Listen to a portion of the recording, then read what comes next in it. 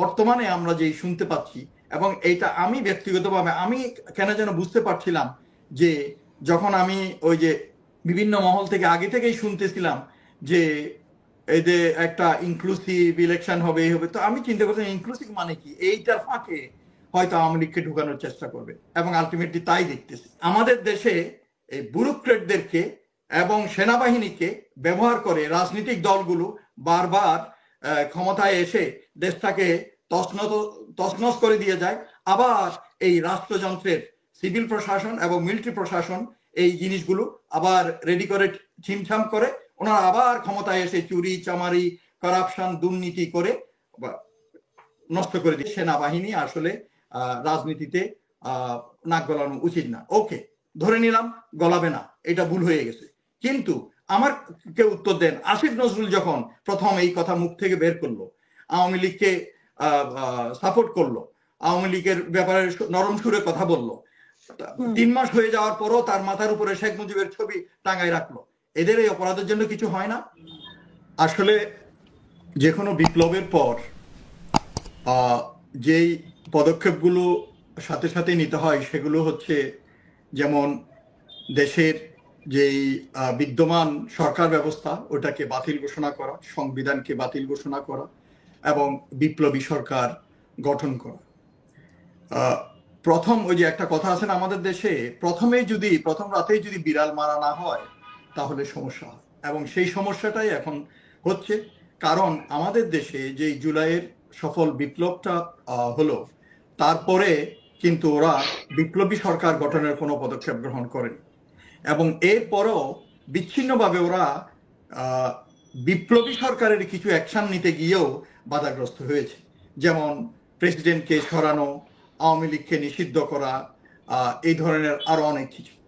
এবং এগুলো প্রথমে আমাদের দেশের বিভিন্ন রাজনৈতিক দলগুলো ঐক্যমত্য অপোষণ করলেও পরে দিন যতই গড়াতে থাকলো তখন আমরা দেখতে পেলাম যে রাজনৈতিক দলগুলো বিভিন্ন সুরে সকাল এক কথা বিকাল এক কথা বলা শুরু করলো, এবং এদের ভিতরে ঐক্যের ফাটল ধরতে শুরু হলো, দলাদলি হানাহানি শুরু হয়ে গেল আগে যেরকম হতো ঠিক তেমনই। এবং আমার অবস্থানটা আমি জাস্ট বলি, তারপর সেনাবাহিনীর সংশ্লিষ্টতার বিষয়ে আমি যতদূর জানি হয়তো বলবো।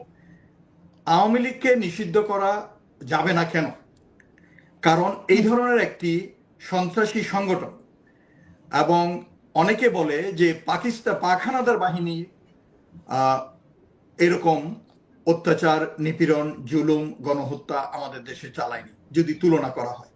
যদিও সংখ্যায় কম, বাট প্রায় 2000-এর কাছাকাছি যে ছাত্র জনতা গণহত্যার শিকার হয়েছে স্বৈরাচারী হাসিনার সময়।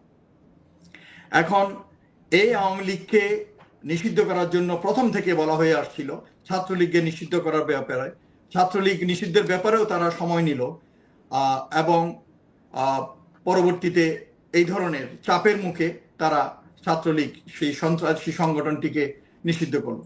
বাট আওয়ামী লীগকে কেন নিষিদ্ধ করা যাবে না, এবং এইটাতে সময় ক্ষেপণ করা হলো, এবং আলটিমেটলি বর্তমানে আমরা যেই শুনতে পাচ্ছি, এবং এইটা আমি ব্যক্তিগতভাবে আমি কেন যেন বুঝতে পারছিলাম যে যখন আমি ওই যে বিভিন্ন মহল থেকে আগে থেকেই শুনতেছিলাম যে এই যে একটা ইনক্লুসিভ ইলেকশন হবে এই হবে, তো আমি চিন্তা করছিলাম ইনক্লুসিভ মানে কি, এইটার ফাঁকে হয়তো আওয়ামী লীগকে ঢুকানোর চেষ্টা করবে, এবং আলটিমেটলি তাই দেখতেছি যে বর্তমান সময়ে এসে এখন ইনক্লুসিভনেসের কথা বলে এদেরকে করতে পারে। কিন্তু আমার কথা হচ্ছে আওয়ামী লীগের মতো এই ধরনের একটা সন্ত্রাসী সংগঠনকে প্রথমেই নিষিদ্ধ ঘোষণা করতে হবে, তারপর বাংলাদেশের রাজনীতির মাঠে যেই রাজনৈতিক দলগুলো আছে তাদেরকে নিয়ে ইনক্লুসিভ ইলেকশন করার পরিকল্পনা করতে হবে এবং করতে হবে, এবং জনগণও তা চায়, এবং এতে জনগণের কোনো দ্বিমত নাই। কিন্তু সমস্যাটা হলো আওয়ামী লীগকে নিয়ে। আওয়ামী লীগকে, কারণ তাদের কর্মকাণ্ড কোনোভাবে তাদেরকে জাস্টিফাই করে না to be a normal political party and democratic political party. তারা তাদের ডেমোক্রেটিক ক্যারেক্টারিস্টিক্সটাও হারিয়েছে, তারা স্বৈরাচারী রূপ ধারণ করেছিল যখন ক্ষমতায় ছিল, এবং এক পর্যায়ে তারা যে গণহত্যা দেশে চালিয়েছিল তা কোনোভাবেই অ্যাকসেপ্ট করা যায় না। তো সেই জন্য এখন জনগণের একটাই দাবি এবং সবাই চায় যে বাংলাদেশে আওয়ামী লীগের কোনো অস্তিত্ব থাকবে না, তাদেরকে নিষিদ্ধ ঘোষণা করতে হবে, তাদের নিবন্ধন বাতিল করতে হবে। জিনিসটা মাঝখানে সোচ্চার হয়েছিল এই ছাত্র জনতা, ছাত্র সমন্বয়করা সবাই, কিন্তু আবার আস্তে আস্তে ডাইডাউন হয়ে গেল। কই আপনার উপদেষ্টা পরিষদের ভিতর থেকে তো অনেকে বলছে, এবং এমনকি আপনার প্রধান উপদেষ্টাও বললো, কই তখন তো কোনো ইয়ে হয়নি। সেনাপ্রধানের ওখান থেকে আমি যতদূর জানি এই স্টেক হোল্ডার তো এরা ছাত্র সমন্বয়করা, এরা স্টেক হোল্ডার হওয়ার কারণে এরা নেতৃ পর্যায়ে যারা আছে তারা এক একজন এক এক গ্রুপের সাথে যোগাযোগ রক্ষা করে। যেমন এই হাসনাত, সার্জিস এরা মাঝে মাঝে এই সেনাবাহিনীর সাথে যোগাযোগ রক্ষা করে। তারপর নাহিদ আছে, মনে করেন সে ওই সরকারি পর্যায়ে উপদেষ্টা বা প্রধান উপদেষ্টা তাদের সাথে যোগাযোগ রক্ষা করে। এই ধরনের ওরা বিভিন্ন স্টেক হোল্ডারদের সাথে যোগাযোগ রক্ষা করে চলে বিভিন্ন কিছু, এবং তাদের কোনো সফট কিছু দাবি দেওয়া থাকলে এগুলো কনভে করে। একইভাবে এই ধরনের একটা মিটিং এ সম্ভবত যেটা ওর দাবি, যেটা আমি যেমন আরেকজন থিঙ্ক ট্যাঙ্কের কথা শুনছিলাম, যে হাসনাতের কথাটাকে যদি আমরা সত্য বলে মেনে নেই, তার সাথে আরো দুইজন ছিল, তারাও তো they should also blow the whistle, তারাও তো বলা উচিত ঘটনাটা কি ঘটেছিল। হাওয়ার তো হাসনাতে যেটা বলেছে ওইটা যদি আমরা সত্যি বলে মেনে নিই, এটা আমি ব্যক্তিগতভাবে আমি বলবো, আমার লেখাগুলো তো আপনি, আমার বই আছে, আমি রিসেন্টলি পাবলিশ হয়েছে, ওখানে আমি লিখেছি যে army should remain away from the politics. But দুর্ভাগ্য হলেও সত্য, আমাদের যে সেনাবাহিনী এই সাকিব একজন ছিল, ব্যুরোক্রেট ছিল, সে জানে যে আমাদের দেশে এই ব্যুরোক্রেটদেরকে এবং সেনাবাহিনীকে ব্যবহার করে রাজনৈতিক দলগুলো বারবার ক্ষমতায় এসে দেশটাকে তছনছ করে দিয়ে যায়। আবার এই রাষ্ট্রযন্ত্রের সিভিল প্রশাসন এবং মিলিটারি প্রশাসন এই জিনিসগুলো আবার রেডি করে ছিমছাম করে ওনারা আবার ক্ষমতায় এসে চুরি চামারি করাপশন দুর্নীতি করে নষ্ট করে দিয়ে যায়। যেমন আমার এক কলিগ বলতেছিল যে প্রতিবারেই আমরা ডিনার টেবিল ওনাদের জন্য রেডি করি সুন্দর করে, আর ওনা এসে খেয়ে টেবিল ওলট পালট করে দিয়ে চলে যায়।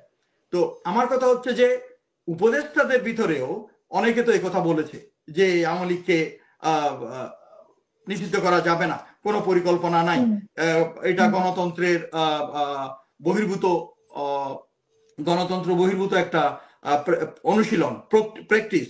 কাজে এইভাবে বিভিন্ন জনে ইয়ে করে সুরটাকে নরম করে ফেললো, এবং আওয়ামী লীগকে নিষিদ্ধ করার যে একটা আওয়াজ ছিল, দাবি ছিল, এটা কেন যেন ক্ষীণ হয়ে গেল।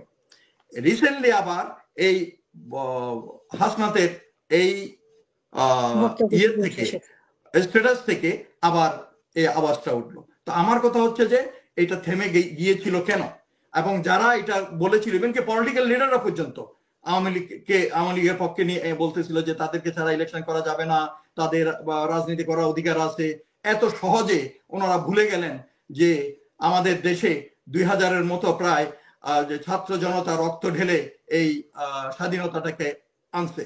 তো কাজে এদের রক্তের সাথে বেইমানি করে এরা আওয়ামী লীগকে জায়েজ করার জন্য, আওয়ামী লীগকে রাজনীতি করার জন্য লাইসেন্স দেওয়ার জন্য সুপারিশ করে আসতেছিল। তখন কেউ ওদের দিকে বন্দুক উঁচা করে নাই। এখন সেনাবাহিনীতে হইতেই পারে, যেহেতু ওরা নাক গলাইছে, ওরা তো প্রথম থেকেই করতেছে। যেটা প্রশ্ন উঠেছে ইনক্লুসিভ, ওর যেটা ছিল যে ইনক্লুসিভ নিয়ে বলছেন। হ্যাঁ, এটা সেনাবাহিনী সাথে তো যোগাযোগ ছিল, যেটা বললাম, ওরা যেহেতু একটা স্টেক হোল্ডার, ওদের সাথে কথাবার্তা হতো, এবং প্রথম থেকেই সেনাবাহিনী এটাতে ইন্টারফেয়ার করছে, এবং ইন্টারফেয়ার করার প্রেক্ষিতেই হয়তো জিনিসটা এইভাবে হয়েছে, নাইলে হয়তো এটা অন্যভাবে হইতে পারতো, আরো খারাপও হতে পারতো। হাওয়ার বাট এনাফ ইজ এনাফ। আমার কথা হচ্ছে যে সেনাবাহিনী আসলে রাজনীতিতে নাক গলানো উচিত না। ওকে, ধরে নিলাম গলাবে না, এটা ভুল হয়ে গেছে, কিন্তু আমার কে উত্তর দেন। আসিফ নজরুল যখন প্রথম এই কথা মুখ থেকে বের করলো, আওয়ামী লীগকে সাপোর্ট করলো, আওয়ামী লীগের ব্যাপারে নরম সুরে কথা বললো, 3 মাস হয়ে যাওয়ার পরও তার মাথার উপরে শেখ মুজিবের ছবি টাঙায় রাখলো। এদের এই অপরাধের জন্য কিছু হয় না এবং লোকজনীয় হয় না। তো আসলে হয়েছে কি, আমি বলি সেনাবাহিনী হচ্ছে সফট টার্গেট। আইন কানুন, আমি তো সেনাবাহিনীতে 30 বছর চাকরি করছি, আইন কানুনের জন্য আমরা কোনো কথা বলতে পারি না। আমাদের কথা বলতে হলে ওই আইসিআর মাধ্যমে একটা অফিসিয়াল ইয়ে দিতে হয়, আদারওয়াইজ ব্যক্তিগতভাবে বা সাংগঠনিকভাবে আমরা কোনো কথা বলতে পারি না, জনসমক্ষে প্রকাশ করতে পারি না। ওই যে প্রথমেই রাজ্জাকী সাহেব যেটা বললেন যে আমাদের সেই বাক স্বাধীনতাটা নাই সেনাবাহিনীতে, তো এটা আমাদের সেনাবাহিনী না, দুনিয়া জোড়া সব সেনাবাহিনীতে এইটাই নিয়ম। কারণ এগুলো হচ্ছে শৃঙ্খলাবদ্ধ বাহিনী, এখানে কিছু নিয়ম কানুন আছে। মিডিয়া ম্যানেজমেন্ট, মিডিয়া কন্ট্রোল, মিডিয়ার সাথে কন্ট্রাক্ট কারা করবে, এগুলো ইয়ে করা থাকে। তো আমার কথা হচ্ছে এই জন্য যে এতটা ইয়ে হওয়ার তো কোনো কারণ নাই যে সেনাবাহিনীকে মানে সেনাবাহিনীর শেষ করে ফেলতেছে, ধুয়ে ফেলতেছে। কিন্তু আমাদের একটা কথা মনে রাখতে হবে, আমাদের দেশে শত্রু যারা, এরা চায় আমাদের দেশের সেনাবাহিনী, ওরা জানে যে এটা হচ্ছে জনগণের শেষ আশা ভরসার স্থল। বিভিন্ন ক্রাইসিসে আপনারা দেখেন 71-এর পর থেকেও আমাদের দেশে যত ক্রান্তিকালে এই সেনাবাহিনী জনগণের পাশে এসে দাঁড়িয়েছে, এবং বিভিন্ন আপনি প্রাকৃতিক দুর্যোগ বলেন, অর্থনৈতিক দুর্যোগ বলেন, রাজনৈতিক দুর্যোগ বলেন, সব দুর্যোগে এই সেনাবাহিনী জনগণের পাশে দাঁড়িয়েছে এবং যতটুকু পেরেছে সহযোগিতা করেছে নিঃস্বার্থভাবে। কারণ এটা ওরা মনে করে এটা ওদের ডিউটি।